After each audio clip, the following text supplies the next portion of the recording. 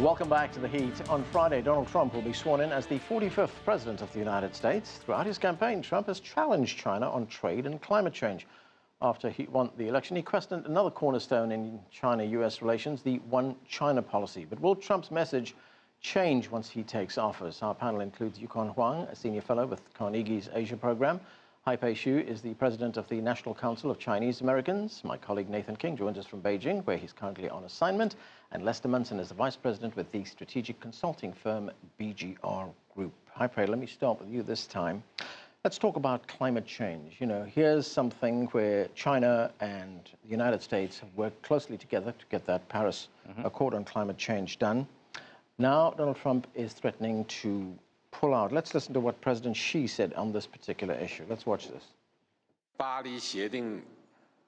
The Paris Agreement is a hard-won achievement, which is in keeping with the underlying trend of global development. All signatories should stick to it instead of walking away from it. This is a responsibility we must assume for future generations. That was directed at Donald Trump. Exactly. Accord in any kind of danger. That's the very point. I'm 100% the President Xi versus our president. Right. And I still think that that may be one of the areas where most likely, I don't know where I got that sense, but most likely he might change his view from his campaign rhetoric. If he does choose to exit, it is going to be a huge international problem. And by the way, it's going to be a huge domestic political problem. The broad political base that is sympathetic towards the environmental cause, which is the majority of this country, will be galvanized by that. And if he does that, I think he will be making the same mistake as President Clinton did, where old-timers remember that the first issue he chose is on gay issues back 20 years ago. That's just my prediction. Yeah. Now, so what do you think? You know, you get the impression when you listen to Donald Trump that he's in charge. He makes the statements, he says what he's going to do, and that he's going to do it. But ultimately, he's going to have to work with other parties, isn't he? He's going to have to work with Congress, he's going to have to work with the Democrats, he's going to have to work with countries like China to get things done. That's right. And there will be limitations to what he's able to do. And I think the other thing to look at, frankly, is the kind of people that he's selected to be in his cabinet and to be his chief advisors, who are all extremely responsible, very accomplished individuals, Rex Tillerson, General Mattis, who are very much in the mainstream of at least where the Republican Party is in terms of international issues. So I think there is a little bit of a delta between what the president-elect is saying and where some of his policies might end up going.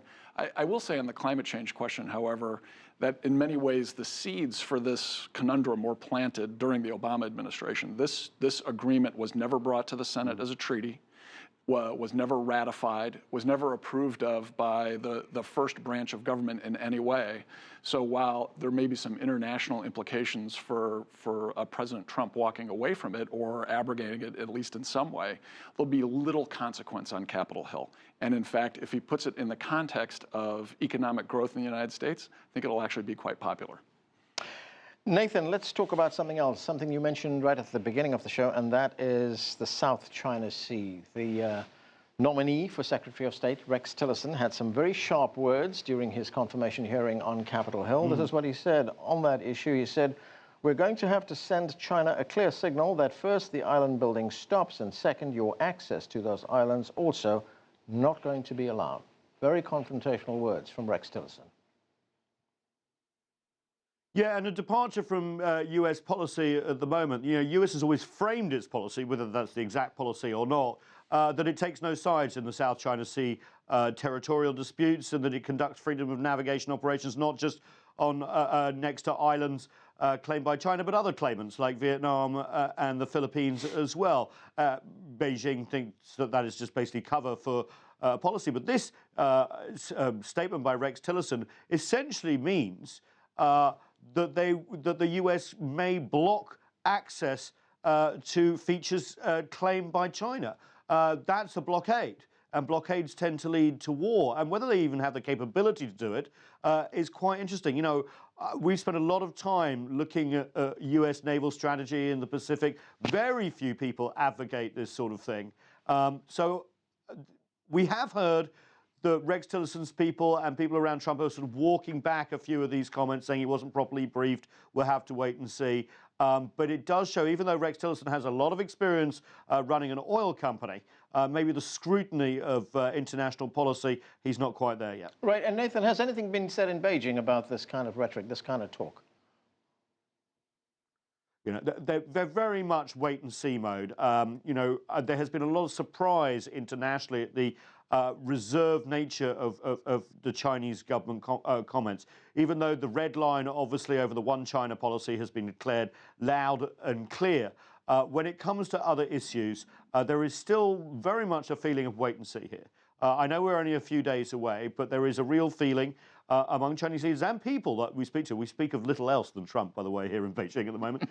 That things will change. That the cabinet, as my colleagues have just said, is full of wise men. That the U.S. system will calm him. The only problem is that Trump has said he's going to do these things that everyone's worried about since day one, when he ran through the primaries, when he was against Hillary Clinton during the convention.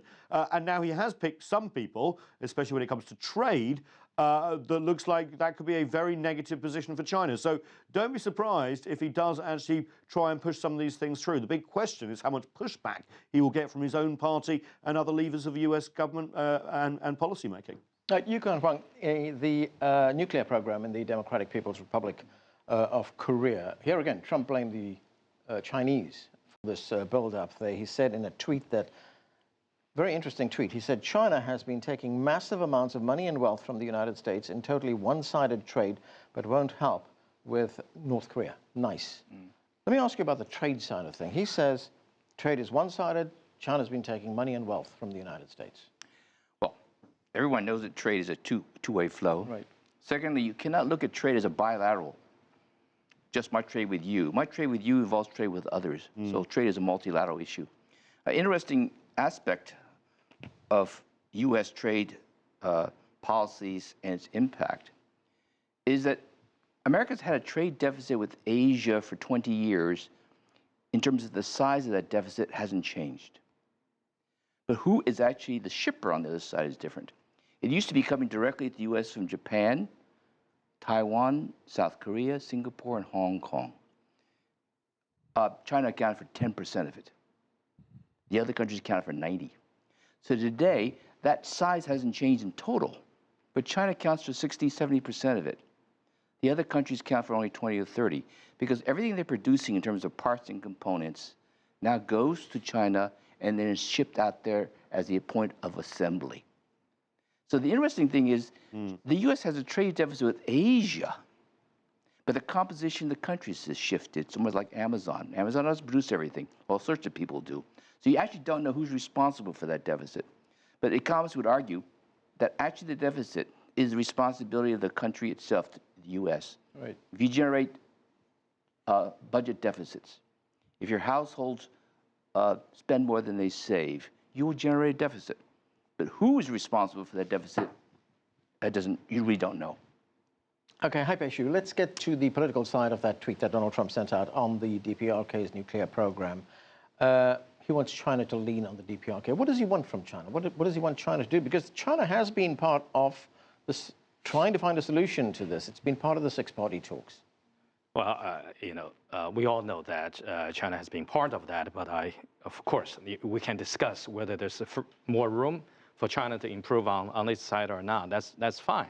But I rarely see any president of any country that has such a direct linkage of a trade and foreign policy.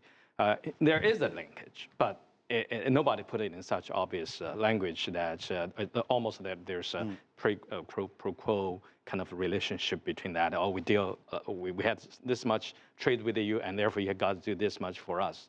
I think the question is that we don't even know ourselves how tough we need to be in our reaction towards North Korea, and let alone that we can say that how much tougher China should be. Lester, the one China policy, Trump, that's a holy grail of Sino-U.S. relations. It's been the one China policy for, what, almost 4 decades right now. Now Trump is questioning it. He told the Wall Street Journal that it is negotiable. There was a very swift response from Beijing. Let's take a listen to the response. 那就是我想任何人。 I think any person should understand that in this world, there are certain things that cannot be traded or bought and sold. The One China principle is the precondition and political basis for any country in the world having relations with China.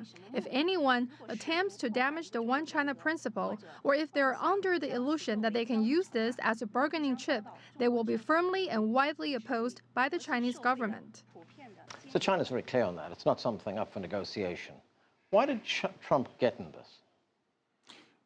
It's almost as if he's trying to intentionally cause chaos and turmoil in others with his tweets.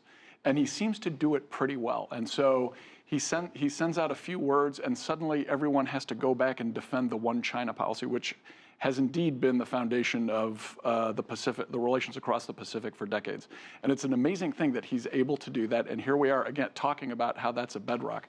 I would even go a little bit further and point out that one of his closest advisors, John Bolton, I think it was in the Wall Street Journal today, suggested the positioning of U.S. troops on Taiwan. So there's even more than just his tweets. There's this whole relationship is going to be rethought at least. We'll see how much new action actually happens, but a bill rethought. And to put it in context, he's doing similar things with NATO, with Russia, with the European Union, with NAFTA. So this is not simply just with China. Trump is doing this around the globe.